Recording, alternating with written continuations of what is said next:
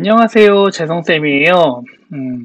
이번 시간에는 등식과 방정식에 대해서 배워보려고 합니다. 지난 시간까지 우리가 1차식하고 숫자들의 곱셈과 나눗셈, 그리고 1차식의 덧셈과 뺄셈에 대해서 공부를 했었는데요. 이제 그 식들을 배운 이유를 다시 한번 설명을 드리자면은, 등식이란 걸 이제 하나 배우고 등식의 기본적인 성질들을 배워서 방정식을 풀 수 있는 이런 것들을 배우려고 해요. 수학하면 보통 방정식을 생각하게 되죠. 자, 방정식을 푸는 방법까지 한번 공부를 해보도록 하겠습니다. 자, 먼저 또 짜증나는 용어들이 나오기 시작하죠. 이 용어들을 좀 익혀보도록 할게요. 자, 먼저 등식. 등식 아주 간단하게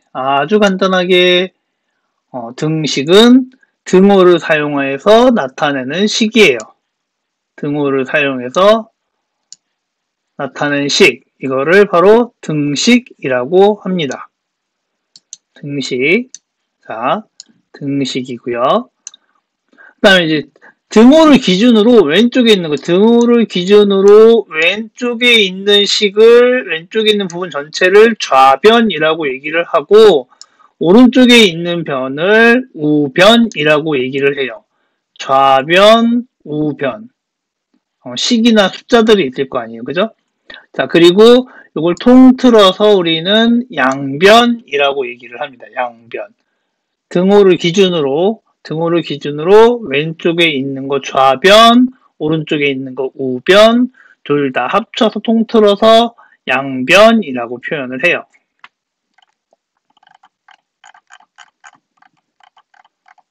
굉장히 쉬운 문제 한번 확인을 해볼게요. 다음 중에서 등식을 모두 찾으시오. 등호 없죠, 여기. 등호가 없어, 등호가 없어. 그러면 얘는 등식이 아닌 거지. 그냥 1차식이에요. 등호 여기 있죠, 등호? 여기도 등호가 있어? 근데 이건 등호가 아니죠. 얘는 부등호. 그래서 등식은 3번하고 2번만 등식이 있다. 그래서 이건 등식, 요거는 부등식. 얘는 등식도 아니고 부등식도 아니고 1차식이 됩니다. 자, 문제 2번, 91쪽에 문제 2번 보도록 할게요. 다음 문장을 등식으로 나타내시오. 자, 어떤 수 x의 2배에서 3을 빼면 9이다. 자, x의 2배니까 어떻게 되냐면은 2x가 되겠죠. 2x에서 3을 뺐더니 9가 된다. 이렇게 써주시면 돼요. 2x에서 3을 뺐더니 9가 된다. 길이가 9m인 종이 테이프를 xm씩 2번 잘라내면 2m가 남는다. 길이가 9m인 종이 테이프를 xm씩 2번을 잘라. 원래 9m가 이렇게 있는데 여기서 xm를 몇 번 잘라? 2번을 잘라. 그러니까 2x가 되겠지. 2x를 잘라서 남는 거. 그러니까 9에서 빼줬을 때 2x를 빼줬을 때 얼마가 남느냐? 2가 남는다. 이렇게 하는 거야. 이렇게 하면은 이제 식을 세울 수 있는 거죠. 다 등식으로 등호를 가지고 표현을 하게 됐습니다.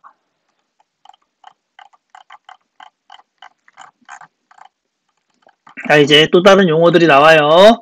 용어들은 항상 새로운 용어들은 여러분들이 잘 익혀두시길 바래요. 선생님이 또 계속 이 용어를 쓰기 때문에, 그리고 틈틈이 또 물어볼 거니까는 그때그때 여러분들이 잘 이해할 수 있도록 해주시기 바랍니다. 자, 우선 이제 여러 가지 식 중에서 방정식 알아볼 거예요. 방정식. 자, 문자 x에 따라서 참이 되기도 하고 거짓이 되기도 하는 등식이에요.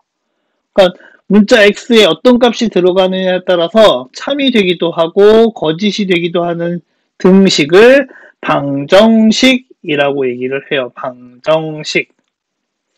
자, 그 다음에 이제 미지수. 보통 우리 미지수 x라고 많이 쓰죠. 보통 일반적인 미지수 x를 가장 많이 써요. 그 다음에 뭐 y나 z나 이렇게 쓰고 있는데 문자 x를 의미하고요. 알 수 없는 수잖아. 알 수 없는 수. 자, 알 수 없는 수. 미지수 뜻이 알 수 없는 수거든. 그래서 어떻게 보면은 알고 싶은 수. 답이 되겠죠. 답. 이제 요거 좀 알고 싶으니까는 이걸 찾아내는 거야. x값이 얼마인지 찾아내는 게 이제 방정식이 될 거예요. 자, 이제 해 또는 근, 이제 영어로 이런 거 웬만하면 영어 안 쓰는데, 영어 선생님이 잘 안 쓰는데, 자, 여기 보면은 해 또는 근. 자, 해는 이제 솔루션이고, 근은 뿌리 근자 써갖고, 뿌리를 딱 뜻을 나타내는 루트. 자, 방정식을 참이 되게 하는 미지수의 값, 이걸 해 또는 근이라고 얘기를 해요. 방정식을 참이 되게 하는 미지수 값. 얼마냐? 우리 이거 찾는 게 목적이 될 거예요, 결국에.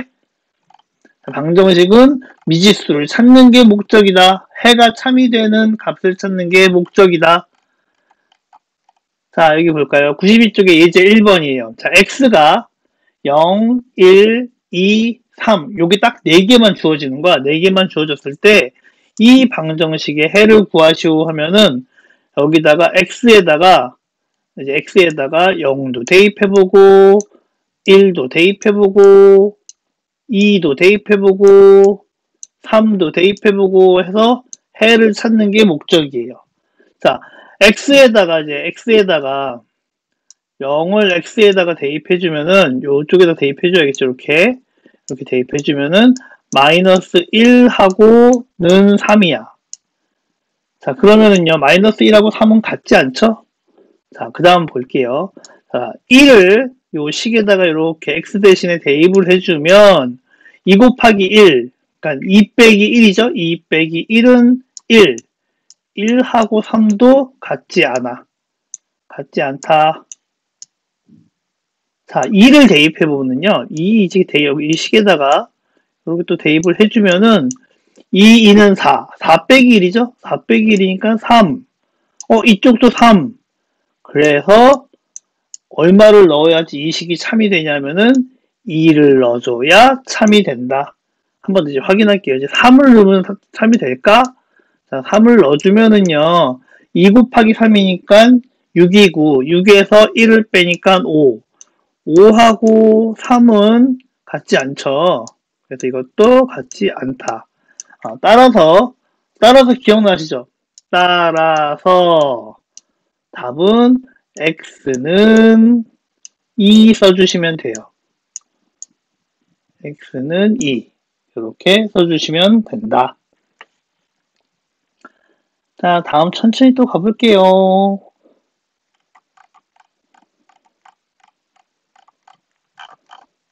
자, 우리 이제 실제로 방정식이라는 거 목적이 뭐냐면은 바로 해를 구하는 것.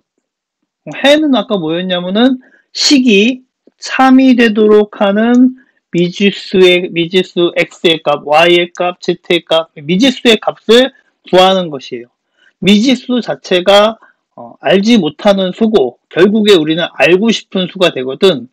어떻게 되는 경우, 식이 참이 되는 경우를 만족하는 x값, y값, 미지수를 구하는 거, 이게 방정식의 진정한 목적이에요. 우리가 소위 이제 문제를 푼다 할 때 수학하면 떠올리는 건 대부분 사람들이 방정식을 푸는 것들을 많이 떠올리게 되죠. 실제 수학에서는 굉장히 작은 부분이지만 우리 일반적으로 방정식, 해를 구하는 거, 답을 찾는 거, 식이 참이 되는 미지수 x의 값을 구하는 거, 이런 것들 실제로 많이 하고 있어요. 자, 그 다음에 새로운 용어 또 나오죠. 항등식.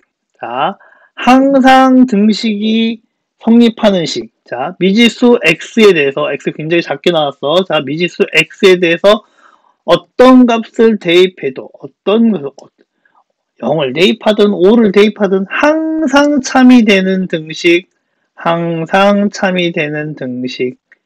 요거 항등식이라고 합니다. 항상 참이 되는 등식. 항상 참이 돼야 돼.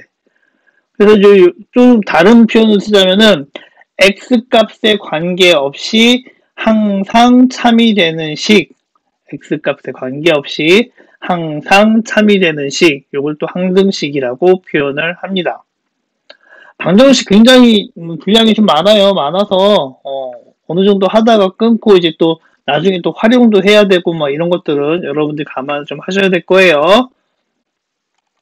자, 다음 또 볼까요?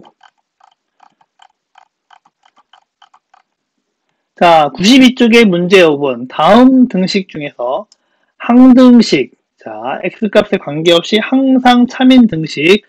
보통 이제 항등식 찾을 때 제일 편한 방법은 좌변하고 우변이 다 없어지는 케이스. 다시 말하면은 0은 0. 요런 케이스가 가장 편하게 항등식을 찾을 수 있는 방법이에요. 자, 한번 확인을 해볼게요. 2x 더하기 3x, 요거 이제 5x잖아. 5x하고 5x. 양쪽이 같죠. 양쪽이 같으면, 이렇게 없어지게 되고, 그래서, 항등식이 돼요. 얘 같은 경우는. 자, 여기 볼까요? 여기 보시면은요, x 빼기 5하고 5 빼기 x. 완전히 다르지, 이거. 그치? 다르지. x가 남아있죠. 똑같잖아. 0은 0꼴이 안 돼. 그래서 얘는 항등식이 아니야. 얘는 항등식이 맞아. 자, 여기 보시면 이제 분배 법칙. 기억나시죠? 선생님 분배 법칙 엄청 강조하는 거. 분배 법칙 할 때 화살표 꼭 써주세요. 자, 2x, 그 다음에 더하기 2가 돼. 그러면 2x 더하기 1이랑 2x 더하기 2는 같지 않죠? 자, 그래서 얘도 항등식이 아니에요. 여기 또 나온다. 분배 법칙. 분배 법칙. 그죠? 자, 분배 법칙 하면은요. 여기 3x 빼기 3은 3x 빼기 3, 3x 빼기 3 똑같다. 좌변하고 우변이 다 똑같아요. 그럼 얘도 항등식이 된다. 얘도 항등식이 된다.